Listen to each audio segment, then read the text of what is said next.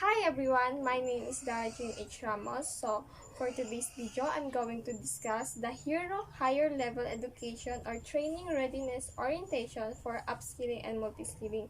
So, I'm going to introduce my kahiro, which is Mayan H. Ramos, grade 8 student from Talon National High School. Please come in, my kahiro. So, let's start our discussion. Ano ang HERO? Ang HERO o ang Higher Level Education or Training Readiness Orientation ay tutulong sa iyong maging mas handa papunta sa mas mataas na antas ng edukasyon. At para sa HERO Upskilling and Multiskilling at itutuon natin ang ating pansin sa Technical Vocational Education and Training o mas kilala sa tawag na TVET. So, ang HERO program ay mayroong tatlong posibleng landas dito, which is HERO Higher Level Education or Training Readiness Orientation, HERO for Senior High School Higher Level Education or Training Readiness Orientation for Senior High School, HERO for Upskilling and Multiskilling Higher Level Education or Training Readiness Orientation for TECVOC, Upskilling and Multiskilling. And the last one is HERO for College Higher Level Education or Training Readiness Orientation for College. So, ang bawat guidebook na hawak mo ngayon ay para sa mga estudyanteng nais pumunta sa TECVOC Upskilling and Multiskilling. Ang ibibigay sa inyo ang learner guidebook na ito pagkatapos mong ma-participate sa ating Pathways Orientation of Youth kung ikaw ay nagpakita ng interest na pumunta sa mas mataas na antas na edukasyon. Paalala, kung nais mong mag-business o magtrabaho, participate sa ating Be Your Own Boss at Work-Based Learning. So, let's discuss ang HERO for Upskilling and Multiskilling. So, dito sa HERO for Upskilling and Multiskilling, magagabayan ka sa iba't ibang programa ng TESDA patungkol sa upskilling o paghahasa sa iyong kasanayan sa pamamagitan ng pag-enroll at pagkumpleto sa requirements ng mga mas mataas na national certification level ng iisang TESDA sector. At multiskilling na hindi katulad sa upskilling na nakafocus lamang sa isang sektor, ito ay sumasaklaw sa isa o higit pang TESDA sector na mas maiintindihan natin sa mga susunod na misyon. Merong 5 misyon sa HERO o for upskilling and multiskilling na nais natin ma-accomplish. The mission 1 is bakit? Pakilala at pagpapalalim ng sarili at pangarap. Ang mission 2, paano? Pagtukoy sa TESDA scholarship para sa libreng pag-aaral. Mission 3, ano? Pagpili sa TESDA programs at courses na angkop sa iyo. Mission 4, saan? Pag-alam sa TESDA institution, centers at school na iyong papasukan. Mission 5, final. Maghahanda ng enrollment requirements at documents. So, upang may maging makabulo ng ating lalakbay, sasamahan tayo ng ating ka-vibes na sina Techi at Bok. Kilalanin natin sila. Let's go. So,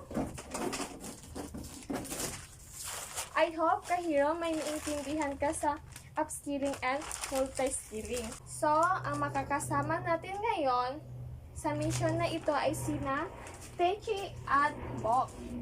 So, babasahin ko lang ang kanilang kwento at sana makinig po kayo kahiro. Si Techi ay isang out-of-school youth o SY. Mahilig magluto sa kanilang tahanan at nagtanais na mag-upskill dahil plano niya magtayo ng sarili niyang negosyo. May kinalaman sa food processing o paggawa ng mga produktong pagkain. At si Bok naman ay isang as completer at magsasaka na gustong naman mag-multi-skill upang mahasa naman ang kanyang kakayahan na maging mekaniko upang mapaghandaan ang papasukin niyang trabaho. So, sana may naintindihan po kayo kahiro sa kwento ni Techi at Bok. So, let's talk about So, Kahiro, para ba sa iyo ang Hero for Upskilling and Multi-Skilling? So, ikaw ba ay nakapasa ng ANE ng AS Junior High School at nais magpatuloy ng TEDVOC track sa Senior High School? Magpatuloy sa pamagitan ng Hero for Senior High School, kahit sino pwede pa rin mag-enroll sa higher level TVET courses.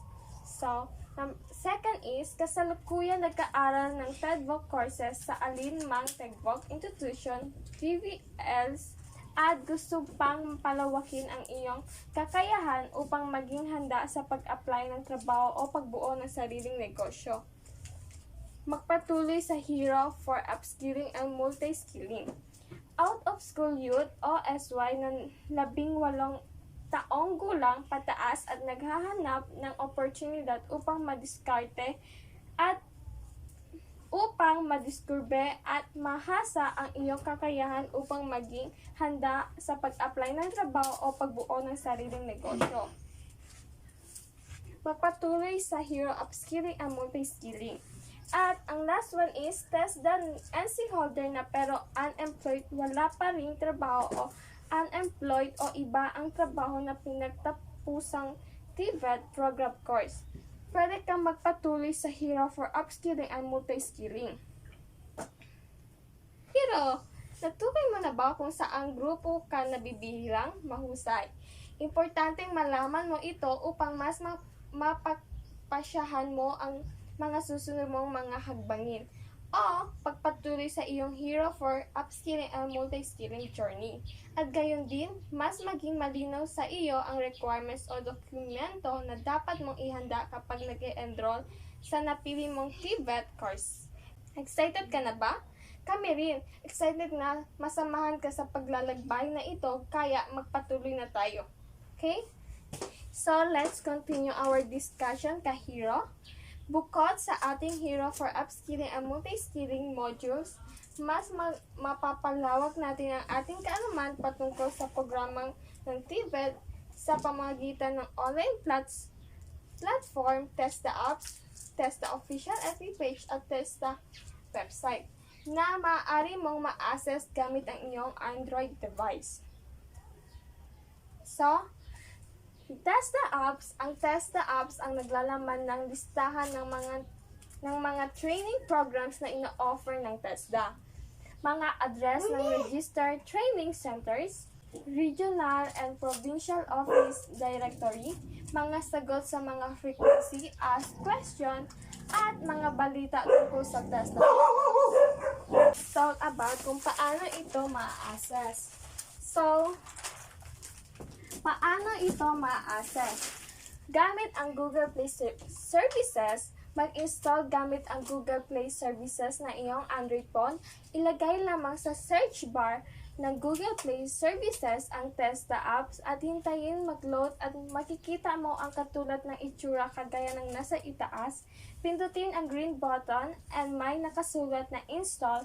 Hintayin ang ilan pang mga minutes hanggang sa tuluyan na itong ma-download sa iyong cellphone o device. The second one is QR code. Ginamit ang iyong Android device, maaari mo itong mabuksan gamit ang QR code na matatagpuan mo sa kaliwang bahagi ng module na ito. Siguraduhin muna na may naka-install na QR reader sa iyong device. Buksan ito at itapat sa camera or QR code reader ang nakalagay ng QR code. Pagkatapos nito ay hintayin at gawin ang nakalalabing mga hagbang na ibibigay ng mismong application. So, let's talk about ang mga iba pang TESDA online platforms. First is TESDA FB page. TESDA FB page, sa pamamagitan ng TESDA Facebook page, mabibigyan ka rin ng mga updates patungkol sa mga bagong programa at mga kaganapan sa TESDA. Buksan ang page at huwag kalimutan mag-like and share. TESDA website. The next one is TESDA website. TESDA website maging updated sa mga bagong programa at batas patungkol sa TESDA programs na maaari mong ma-avail o i-share sa mga kakilala mong interesado ring mag-enroll sa TESDA. And the last one is TESDA online program. TESDA online program, ang website link na magbibigay kaalaman naman patungkol sa mga online courses na ino-offer ng TESDA na maaring pasok sa iyong nais bilang TVET student. So, pag-uusapan natin ang 5 major parts. So, ang bawat lesson sa Hero for TechVault ay may 5 major parts. Ito ay ang pamagat ng mga major parts at ito naman ang mga maaaring gawin sa bawat major parts. So, first is balikan natin. Pagbabalik-tanaw sa mga natutunan mula sa nakaraang lesson ng Hero at pagbabalik-tanaw mula sa mga dating karanasan sa buhay. So, the second one is alamin natin. Pagbabasa ng mga bagong impormasyon, pagtuklas ng iba't ibang mga pamamaraan patungkol sa inyong pag-apply papuntang TEDVOC program. At ang pangatlo ay pagbabasa sa mga kwento ng mga dating TVET student na natagumpayan sa tulong ng TESDA programs. So, number 3, ang tatlo ay gawain natin. Magsagot sa mga tanong na makakatulong sa iyong mas maintindihan pa ang TEDVOC, pagpunta sa iba't ibang website kung saan makakahanap ka ng mas maraming impormasyon tungkol sa TEDVOC, at pagsasagawa ng iba't mga activities kagaya ng pagsagot ng forms, pag-interview sa iba't ibang mga tao, at pagkalap ng mga impormasyon na matutulong sa iyong magkaroon ng mas malinaw na pag-unawa tungkol sa TEDVOC. Ang ika-4 naman ay pag-isipan natin. Mag-reflect o mag-iisip ng mas malalim tungkol sa iyong mga sagot at mga iniisip. Maglilista ng iba pang mga tanong na maaari hindi sasagot sa lesson na kasalukuyang binabasa. At ang last ay ibahagi natin. Pagbabahagi ng iyong mga natutunan at mga kasagutan sa iyong mga kaklase, kaibigan, guro at pamilya. So, kahiro. So, alam mo ba ang kahiro ay may meaning? So, ibabahagi ko ito sa iyo. Kahiro. Ngayon ay ibabahagi ko sa iyo kung ano namang inaasahan ng module na ito mula sa bilang bida ng ating journey. Kailangan maging tapat sa sarili sa pagsagot at pagninilay-nilay sa mga gawain sa module. Dapat bilang kahiro, dapat tapat ka sa iyong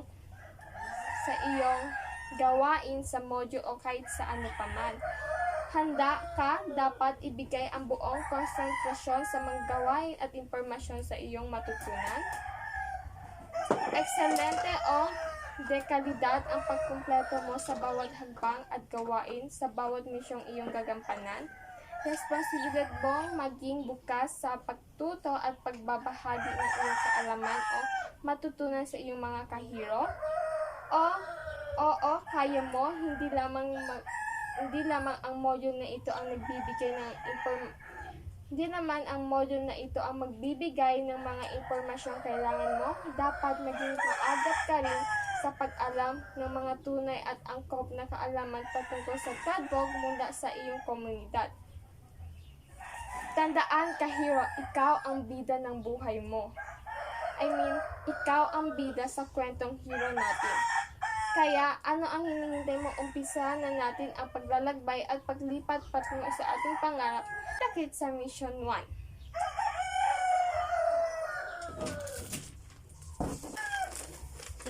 So, kahiro, ngayon ay pag-uusapan natin ang Mission 1, which is Hero for Upskilling and Multiskilling Mission 01. Bakit? Pagkilala at pagpapalalim ng sarili at pangarap. Sa mission ito, matutulungan natin ang isa't isa malaman ang ating mga pangarap, katangian, at kakayahan, at bakit nais natin itong mas paunlarin sa tulong at pamamagitan ng technical education skills ng Development Authority TESDA programs. So,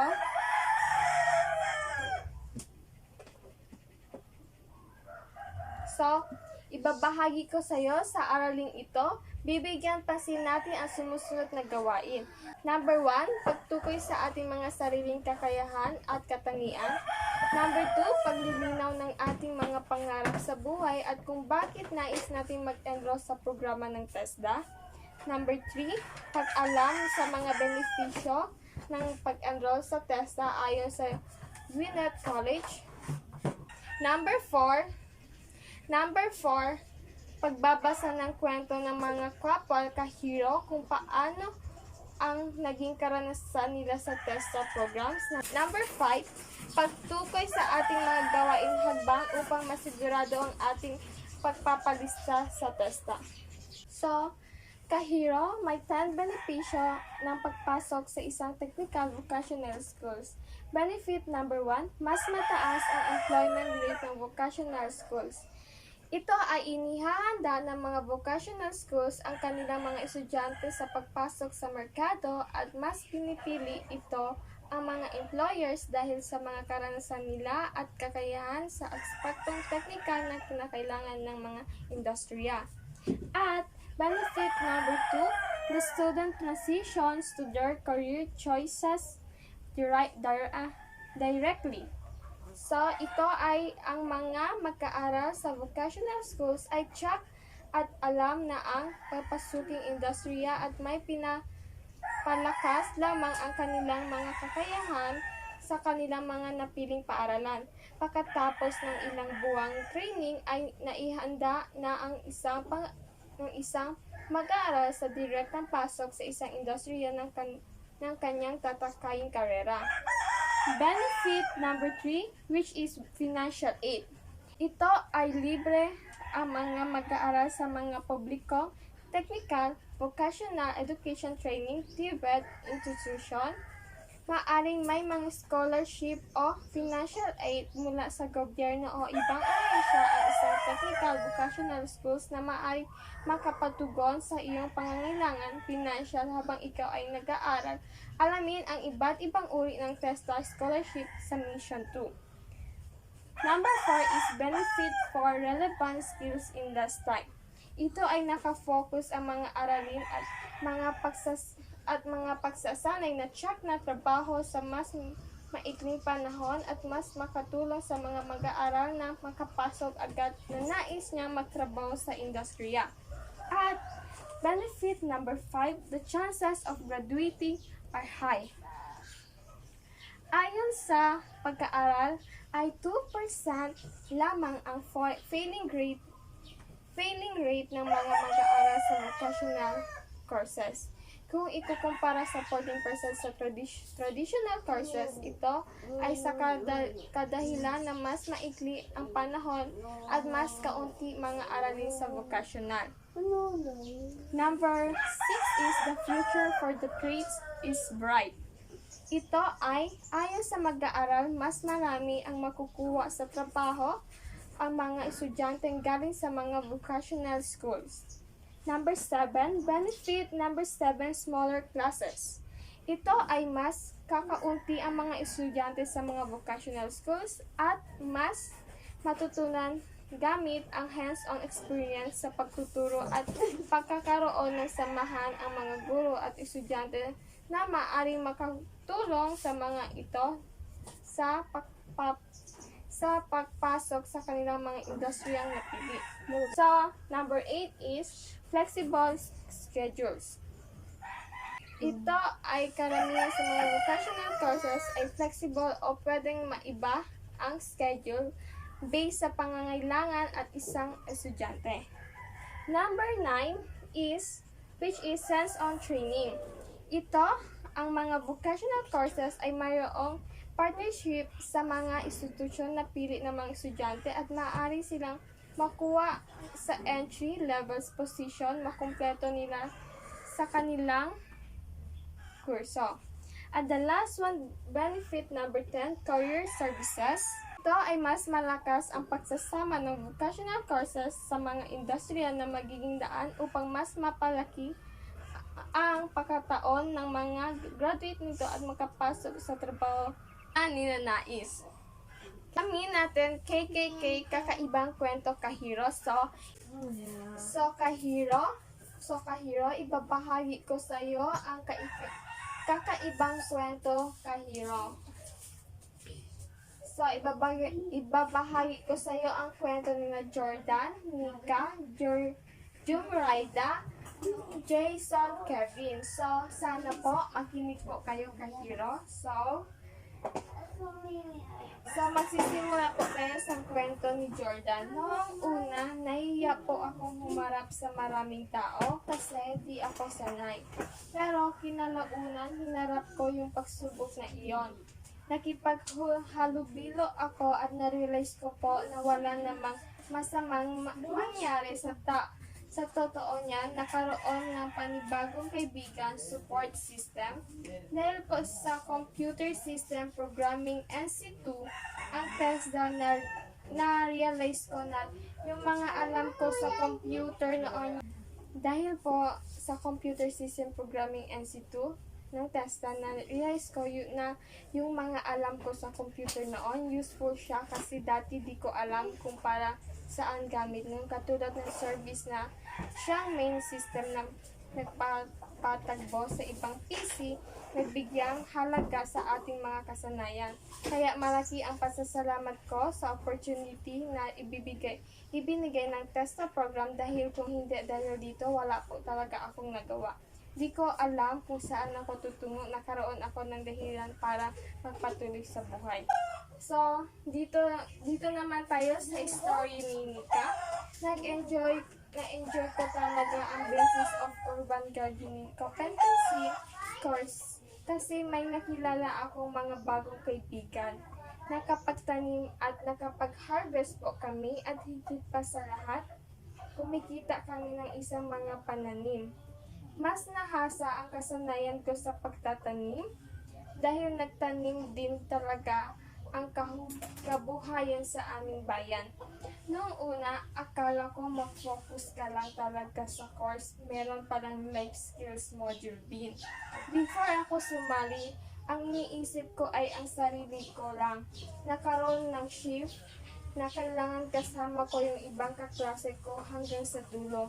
At para sa akin, tama ang naging decision kong ipagpatuloy ang TVET course kasi nagagamit ko yung mga skills sa pagtatanim sa amin at napagkakakitaan ko pa. Sa katunayan, magpapatuloy naman ako sa pagkuha ng organic horticulture production NC2 sa susunod na batch. So, dito naman po tayo sa story ni Jumraida. Naalala ko, ang first time ko mag-open ng soap kasi hindi nag-soap sa bahay kasi takot ang nanay ko baka magsunog sa amin. Nakabanin ko rin ang aking mga kaklase lalo na nung sa assessment center. Sa totoo lang, hindi ko po talaga balag na mag-enroll sa ganitong program. Hindi ko rin in-expect na makapasok sa program kasi nakisali lang ako sa orientation. That's time supposed to be makapasok sa programa kasi nakisali lang ako sa orientation. That time, supposed to be mag-visit lang sa barangay tapos biglang tinawag ng SK na umattend kaya nag-hesitate pati hindi ako ganun ka-independent. Pero at the end of the day, hindi ko po pinagsisiyan na naging parte ako ng Breathe and Pasti ang sito kasi di naman po ako perfect. That's why we have to learn from our mistake. At first, dapat aralin ang mga bagay na tatahakin natin para matagumpay sa dulo. So, dito na tayo sa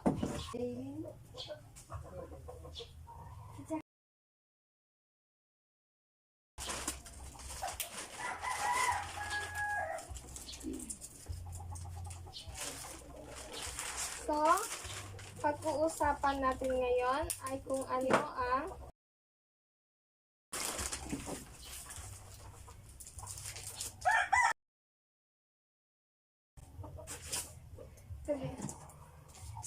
pag-uusapan natin ngayon kung ano ang TESDA. Ang TESDA o Technical Education and Skills Development Authority ay isang ahensya ng gobyerno na naglalayon na mga siwaan at palakasin ang technical education and skills development TESDA para sa kasanayan ng ating mga magawa sa ating bansa. Ang vocational schools ng TESDA ay naglalayon na mapalakas ang ating hands-on skills o kasanayan na magagamit sa pangaraw-araw na trabaho. Sa kabilang banda, ang tradisyonal na pag-aaral sa kolehiyo ay ang pagpapalawig ng ating kaalaman. Ang mga vocational school ay nakatutok sa kasanayan ng ating pangarap na trabaho bilang handa sa mga pangaraw-araw na gawaing hinihingi ito. Ano ang National Certificate NC? Ano ang Certificate of Competency COC? Ang National Certificate ay ibinibigay sa isang individual na pagpapakita ng kasanayan sa lahat ng competency na nakapaloob sa qualification ng napiling training o kurso. At ang Certificate of Competency ay ibibigay sa isang individual na nagpakita ng particular o piling kakayahan na nakapaloob sa competency ng kabilang training o kurso. Bakit importante ang TESDA Training Regulation? Ang training regulation ang nagtatagbo sa kaalaman, kasanayan at tamang pag-uugali upang maging epekto bilang paggawa sa napiling trabaho. Ang training regulation ay may basehan para sa competency assessment and certification, registration and delivery of training programs, and development of curriculum and assessment instrument. So, ano ang TESDA Competency Standards? Pinapaliwanag ang kaalaman, kasanayan at values na kinakailangan para sa mahusay na paggawa sa industriya. At ang number 2 naman, ang competency standards ay binubuo ng units of competency na kinapalooban din ng elements of competency kasama ang performance criteria at evidence guide. So, dito naman tayo kung ano ang upskilling. Ito ay ang paraan ng upang ang isang TESDA graduate ay mas mahasa sa track ng kanyang pinili. Maaari siyang magpatuloy sa pagpapaunlad ng kanilang kakayahan sa pamamagitan ng pag-enroll at pagkumpleto sa requirements ng mga mas mataas na national certification levels. At ano naman ang multi-skilling? Ito naman ay ang pagsasanay ng mga manggagawa sa iba't ibang technical skills na maaaring nilang maggamit sa pagsasagawa ng kanilang trabaho sa samut-saring industriya. Hindi katulad sa upskilling na nakafocus lamang sa isang programa track, ang multi-skillings ay sumasaklaw sa isa o higit pang programa o textbook track. Importante ang upskills and multi-skills dahil nakakaroon po tayo ng trabaho at namomotivate natin ang ating sarili. So, bakit importante ang upskills and multi-skills? Dahil job security, mas mataas ang tsansa mo na makakuha ng magandang trabaho sa pangkat na sa mo ang iyong kasanayan na angkop sa isang industriya. The second one is work demand transition. Mas may kakayahan kang maka-adapt sa mga makabagong pamaraan ng pagtrabaho kagaya sa paggamit ng teknolohiya. And the next one is 21st century skills. Matutunan mo ring mga update na skills requirements para sa makabagong henerasyon. Kabilang dito ang communication at critical thinking skills. And the last one is recover and rebuild. Makakatulong ka din sa pagpapaunlad ng ekonomiya sa bansa sa pamamagitan ng pagtrabaho sa industriyang mataas ang demand. Ito ang mga information kung bakit importante ang mga upskill and multi-skill sa isang estudyante. aking kahiro. Sana po ay may natutunan ka sa aking explanation today. So, kita-kits tayo sa Mission 2, 3, and 4, and 5. Thank you!